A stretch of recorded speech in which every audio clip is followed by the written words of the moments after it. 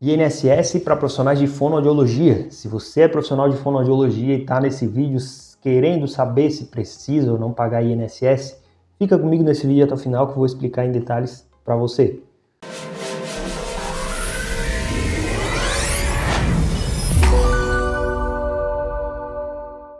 Fala pessoal, para quem não me conhece, eu sou o contador Bruno, proprietário aqui da Inbound, que é uma empresa especializada em contabilidade para profissionais de fonoaudiologia. Então, se você é fono e ainda não segue, não é inscrito aqui no canal, eu peço que se inscreva, deixe seu like para fazer com que esse e outros conteúdos que a gente traz diariamente aqui chegue a mais pessoas, ajude a mais profissionais aí, para que a gente pague o menor imposto. Isso é bem importante.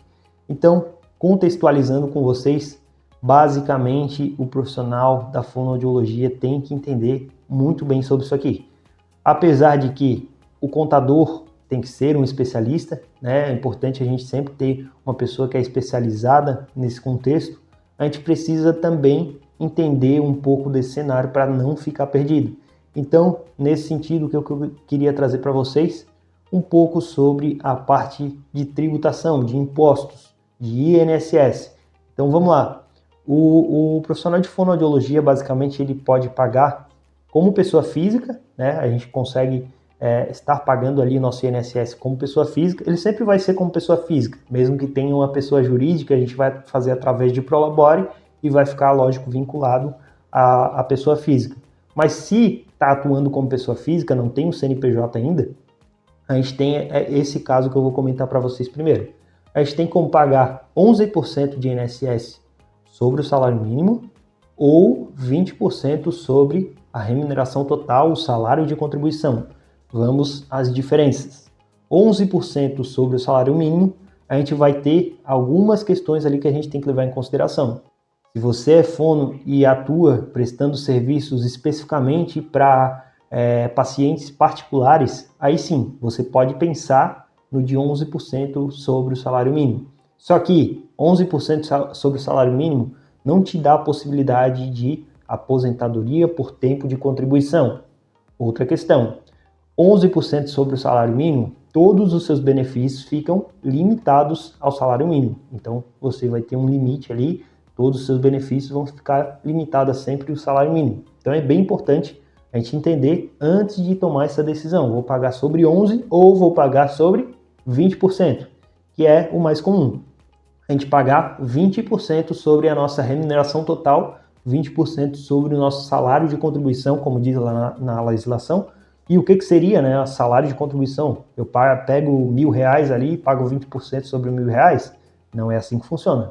Você recebeu um valor, esse valor é o salário de contribuição. Se esse valor estiver acima do salário do teto do INSS, aí a gente vai utilizar o teto. Mas se estiver abaixo do teto do INSS, aí a gente vai utilizar esse valor abaixo do teto do INSS. Vamos supor que você é fono e faturou ali R$5.000 no mês, né? Tudo que você recebeu deu R$5.000, então a sua base de cálculo do INSS seria R$5.000. 20% sobre esses R$5.000 vai ser o imposto que você tem que pagar, o INSS que você tem que pagar. Vai ser a sua contribuição e sobre isso ali os benefícios eles vão ficar nessa média, né?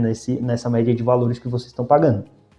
Agora, se você já recebe um valor superior a R$8.100, R$8.100 e uns quebradinhos, que agora esse ano de 2025 é o teto do INSS, e lógico que se você estiver vendo esse vídeo, né, em outro momento, tem que ver sempre qual que é o teto do INSS para a gente verificar e fazer a correta tributação ali. Como o INSS, no máximo, ele vai te pagar R$8.100 e esses quebradinhos que eu comentei, a gente não pode, né, contribuir acima disso. Se a gente estiver contribuindo acima disso, a gente está pagando mais INSS do que deveria. Então, é importante também ficar ciente que para não pagar mais INSS do que deve. Porque isso é até um caso que a gente pega de vez em quando aqui, quando tem múltiplos vínculos e a gente consegue fazer a restituição da parte do INSS. Mas para você entender, o de 20% vai te dar a possibilidade de tudo. Aposentadoria por tempo de contribuição, ele vai te dar a possibilidade de todos os benefícios de INSS, inclusive ali a aposentadoria, né, por tempo de contribuição, e também toda essa parte desses cálculos é feito conforme os valores que você está pagando. Então, Vamos supor que fatura R$ 5.000 esse mês, 6.000 no outro.